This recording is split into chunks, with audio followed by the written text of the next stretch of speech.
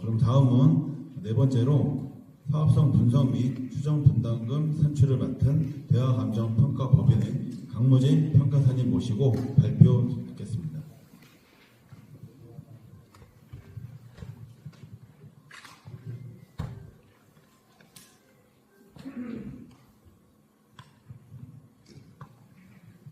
네, 안녕하십니까. 대화감정평가법인의 강무진 평가사입니다.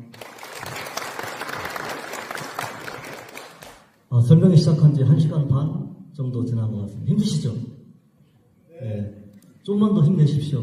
네, 저 앞에 저희 뭐 도시계획이라든가 건축 같은 경우에는 어떻게 보면은 여러분들이 직접 사실 집을 짓는 문제이기 때문에 어떻게 보면 가장 중요한 문제인데요. 제가 말씀드릴 내용 같은 경우 현실적인 금전적인 부담에 관계된 거고, 또 제가 끝나고 나면 그 뒤에 세무적인 부분도 설명이 있으니까 그때까지만 조금 더 참으시고요. 오늘 앞에서 말씀드린 저희 정비계획에 따른 사업성 분석이 어떻게 되고, 또 그에 따른 여러분들의 분담금이 대략적으로 어느 정도 되는지 궁금하실 건데요. 그 내용에 대해서 간단히 말씀을 드리도록 하겠습니다. 우선 기본적인 사업성 분석에 대해서 말씀을 드리고, 그리고 저희 종전자산 추정금액, 가장 어떻게 보면 조금 민감하게 대응하실 수 있는 부분이기도 한데요. 종전자산 부분에 대한 거, 그리고 저희 조합원 분양가에 대한 거, 정비사업비에 대한 거, 그에 따른 저희 계략적인 분담금이 어떻게 나오는지 그런 순으로 말씀을 드리도록 하겠습니다. 오늘 말씀을 드릴 저희 추정분담금 산정 내역은 저희 정비계획 수립 내용에 포함된 내용입니다. 그렇기 때문에 이 내용은 정말 말 그대로 용어에도 나와 있듯이 추정에 관계된 거고요. 저희 추정분담금에 대한 내용은 저희 정비계획 수립 때에도 이렇게 말씀을 드리지만, 저희 법에서 보면은 단계별로 여러분들한테 추정분담금에 대한 산정 내용을 산정을 해서 알려드리도록 되어 있어요. 그런데 아시다시피 저희 사업성 분석이라든가 계략적 분담금에 관계된 사항은 4가지 사항이 확정돼야지만 확정될 수 있습니다. 그게 뭐냐면은 여러분들의 종전자산가에, 그리고 조합원 분양가, 또 하나가 중요한 일반 분양가에 대한 부분, 그리고 마지막으로 사업비에 대한 부분, 요 4가지에 대한 부분이 확정돼야지만 여러분의 분담금이 확정되는데요. 지금 단계에서는 그런 내용을 확정할 수가 없기 때문에 당연히 추정에 한할 수밖에 없고요. 이런 추정 분담금에 대한 사항은 언제 비로소 확정되느냐? 저희 사업이 마무리되는 해산 및 청산 단계에서야 비로소 확정이 된다라고 이해해 주시면 감사하겠고요. 그리고 오늘이 첫 단계이지만 저희 사업시행계획인가가 나온다거나 혹은 여러분들한테 분양 공고를 통지를 한다거나 이럴 때에도 계속 이 분담금에 대한 내용을 통지를 할 거예요. 그때마다 그때의 사정을 반영해서 이런 내용은 충분히 변동될 수 있다라는 것을 알고 계시면 될 것 같습니다. 여러분들의 분담금은 결론적으로 사업성과 좀 직접적인 관계가 있습니다. 그래서 이 사업으로 인해서 여러분들이 가지고 계시는 권리가액이 얼마나 되느냐, 요 권리가액과 여러분들이 분양받으시는 아파트의 분양가격과의 차액, 그것이 여기 조합원님들이 부담하셔야 될 분담금이 되는 것 같은데요. 뒤에서 제가 구체적으로 말씀을 드리겠지만, 다행히 저희는 분담금이 발생한다기보다는 어떻게 보면 환급금, 현금으로 돌려받는 부분이 발생하기 때문에 저희는 분담금이라고 하기보다는 환급금이라고 어떻게 보면 말씀드리는 게 더 맞을 수 있을 것 같습니다. 종전자산가액에 대해서 오늘 말씀을 드리지만, 법적으로 이 종전자산가액은 사업시행계획인가 고시가 있은 날을 기준으로 해서 평가를 하도록 되어 있어요. 그리고 그 평가도 저희 조합 혹은 사업시행자가 뽑은 감정평가법인이 하는 게 아니라 시장 군수가 2개 법인을 다 선정을 합니다. 그렇기 때문에 오늘 말씀드릴 내용은 종전자산가액에 대한 것도 추정, 대략적인 추정에 불과하고요. 실질적인 여러분들의 종전자산 가치는 이때 사업시행계획인가 고시가 있은 날을 기준으로 해서 시장 군수가 선정한 2개 감정평가법인이 평가한 금액을 산술평균해서 결정이 된다. 그렇기 때문에 오늘 말씀드리는 종전자산 평가 추정 금액에 대해서 그렇게 민감하게 반응을 하실 필요는 없으시고요. 사업시행계획인가가 오늘부터 정상적으로 사업이 진행된다고 하더라도 한 3년, 4년 이후의 일이 되기 때문에요. 3, 4년 이후에 저희 여러분들이 소유하고 계시는 부동산의 가치가 어떻게 변동될지 모르거든요. 지금보다 훨씬 더 높게 가치가 형성되어 있겠죠. 그렇기 때문에 오늘 말씀드릴 내용은 지금 이 시점에 있는 가격 자료를 기준으로 해서 산정됐다라는 것을 알고 계시면 될 것 같습니다. 그래서 추정한 총 종전자산가액은 여기 보시는 바와 같이 이렇게 되어 있고요. 저희가 총 종전자산가액을 저희 조합원 수로 나누면 평균 1인당 한 21.5억 원 정도 수준으로 지금 추정이 됐습니다. 이게 뭐 여러분들께 생각하시기에 뭐 높을 수도 있고 낮을 수도 있는 금액인데요. 요 내용은 평균적으로 추정한 거기 때문에 당연히 위치에 따라서 요거보다 더 높게 나올 수도 있고 좀 더 낮게 나올 수는 있습니다. 나올 수 있고요. 그리고 저희 구역 내에서 보시면 2024년 이후에 2024년이면 지금 2026년이니까 거의 한 2년 동안인데 2년 동안 총 거래된 건수는 9건이에요. 9건이고 그거의 실거래 가격은 15.2억 원에서 18.2억 원까지 분포를 하고 있고요. 그리고 똑같이 2024년 이후에 저희 구역 내의 총 감정평가 사례는 총 13건이거든요. 13건인데 그거의 가격 수준은 14.9억 원에서 21억 원까지 형성이 되어 있습니다. 그렇기 때문에 이런 가격 자료로 봤을 때 현재 추정한 평균 21.5억은 적정한 수준이다라고 생각이 되고요. 그리고 이제 다음으로 여러분들이 지금 배정받으실 아파트의 분양 가격은 그럼 얼마나 할 것인가의 문제인데 요거는 실질적으로 저희 아파트가 신축이 되어서 준공이 되었을 때 입주할 시점에 그 시세가 어느 정도 갈 것인가를 판단하는 게 가장 중요합니다. 그런데 저희 분당 신도시 내에는 최근에 신축돼서 입주한 사례라든가 준공된 사례가 분양된 사례가 거의 없어요. 거의 없는데 최근에 언제죠? 2025년 11월에 저희 그 더샵 분당 TL1이 분양을 했는데 이게 뭐 평형이 다양하긴 하지만 35평형 기준 했을 때 분양 가격이 한 26억 정도로 분양이 됐습니다. 분양이 됐고 이걸 평균 분양 단가로 따지면 평당 7,300만 원인데요. 요 분당 TL1은 저희와 같은 신축 아파트 단지가 아니에요. 리모델링 단지죠. 그죠? 저희 느티나무 단지 리모델링 단지고 그리고 이때 분양된 분양 세대가 로얄층도 아니었습니다. 최고 층수가 5층이었어요. 5층이었는데도 불구하고 분양 가격이 26억, 평당 7,300만 원이었는데 이게 거의 청약률이 거의 50몇 대 1이었죠. 그래갖고 거의 뭐 완판이 되었는데요. 요걸 기준으로 했을 때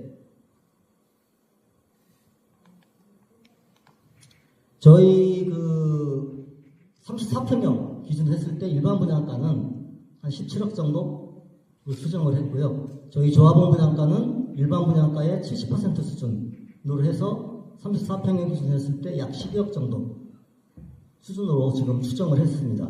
요 내용을 보시면 좀 감이 안 오실 거예요. 지금 높은 금액인지 낮은 금액인지.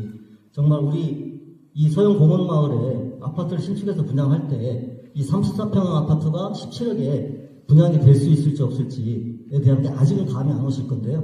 여기를 보시면 아까 말씀드렸듯이 분당 TL1 같은 경우에는 저희랑 입지적인 조건이라든가 이런 게 좀 다르긴 하지만 그게 26억에 분양됐다는 걸 봤을 때 저희 위치적으로 봤을 때 17억은 그렇게 무리한 수준이 아닌 걸로 보이고요.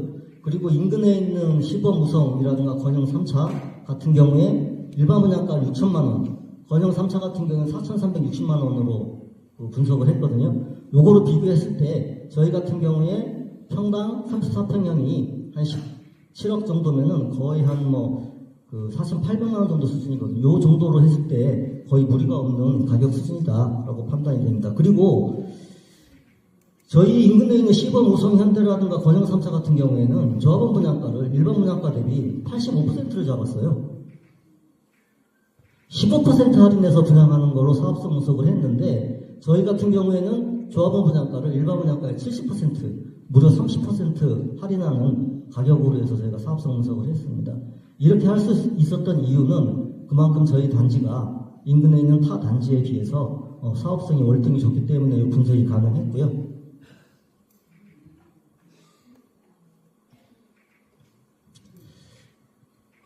그렇게 했을 때 저희 단지에 총 사업성 분석에 적용된 이게 저희 총 부장 수입이라고 보시면 되고 거의 2조 2,195억 정도 수준으로 분석이 됐습니다.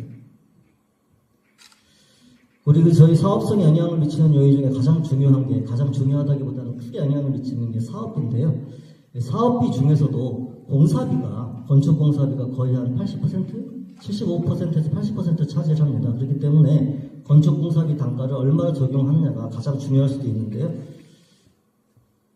요게 보시면은 저희 서울 외곽이라든가 최근에 경기도 지역의 실거래, 입찰 사례 혹은 계약 사례고요.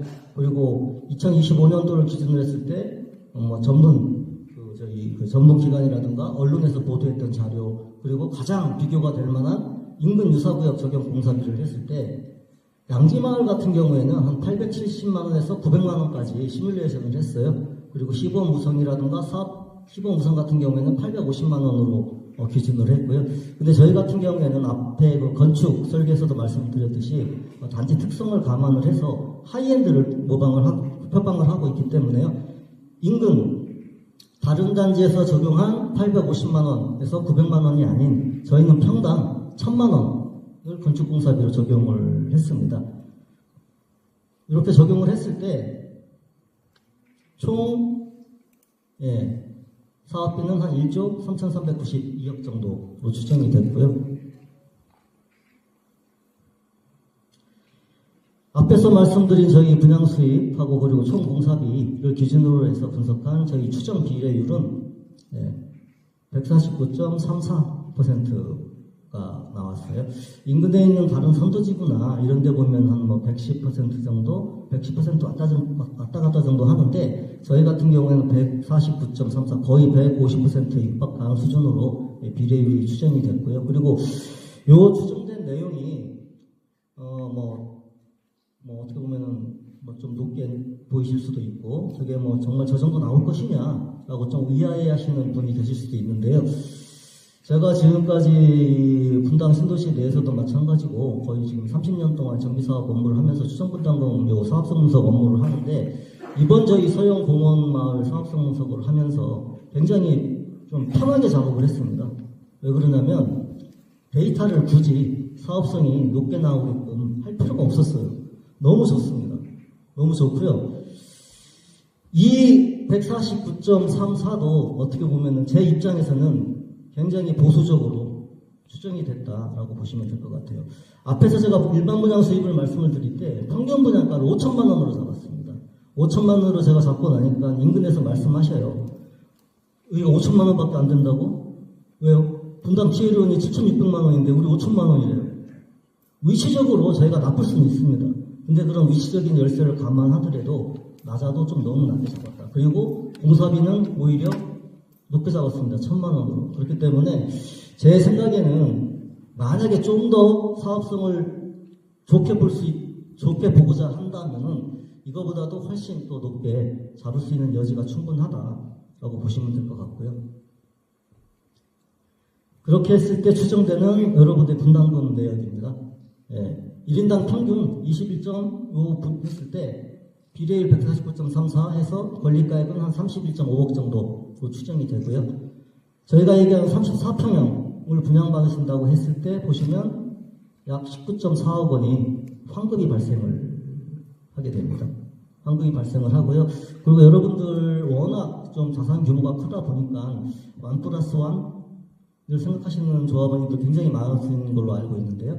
1+1을 가정을 하더라도 34평형 받고 24평형을 추가로 받으시더라도 한 15억 정도 환급이 되고요. 40평형을 받으시고 추가로 24평형을 1+1으로 받으신다고 하더라도 약 8.6억 원 정도의 환급금이 발생하는 걸로 분석이 됐습니다. 분석이 됐고요. 그리고 앞에서 말씀드렸듯이 저희 이제 사업성에 영향을 미치는 요인으로는 첫 번째가 건축공사비가 가장 크고요. 그리고 일반 분양가, 저희가 일반 분양을 어느 정도로 할 수 있느냐, 이게 변수로서 작용을 하는데요. 그래서 우선은 공사비는 아까 적용한 1,000만 원으로 픽스를 시켜놓고 저희 일반 분양가를 아까 5천만 원 적용했다고 했잖아요. 그죠?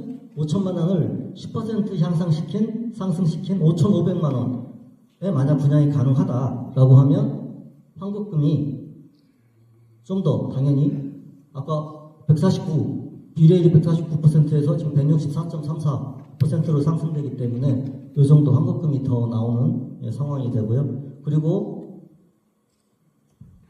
만약 공사비가 1,100만 원 10% 오르고 그리고 일반 분양가가 6천만 원으로 오른다 손 치더라도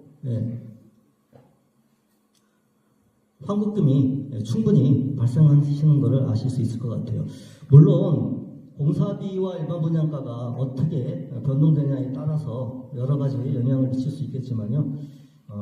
지금 앞으로 한 달 후에도 예측하기 힘든데 몇 년 후, 그게 3년이 될지 4년이 될지 모르는 몇 년 후의 거를 정확히 추정한다는 건 불가능하고요. 근데 제가 분석을 해보니까 저희 공사비가 100만 원 오르잖아요. 100만 원이면 저희가 지금 잡은 게 평당 1,000만 원을 잡으면 10% 오르거든요. 공사비가 10% 오를 때 보통 보면 공사비하고 분양가는 거의 비슷한 수준으로 움직여요. 공사비가 오르면 분양가도 오르는 수준이고 왜 그러냐면 공사비는 원가잖아요. 원가가 오르니까 당연히 그 결과물인 일반 분양가도 오르는데 공사비가 100만 원 오른다고 했을 때 저희 일반 분양가가 5% 공사비가 10% 오를 때 일반 분양 수익이 5%만 올라져도 저희 사업성에는 아무런 영향을 미치지 않습니다. 그렇게 하시면 될 것 같고요. 향후 앞으로 조금 모르겠습니다. 저희가 하이엔드로 가면 갈수록 공사비는 오를 건데요. 하이엔드로 가서 공사비가 오르면 올수록 일반 분양가는 더 올릴 수 있기 때문에 충분히 비용 증가 부분을 커버하고도 남는다라고 생각을 하시면 될 것 같습니다. 이상으로 사업성 분석에 대한 내용 발표를 마치도록 하겠습니다. 감사합니다.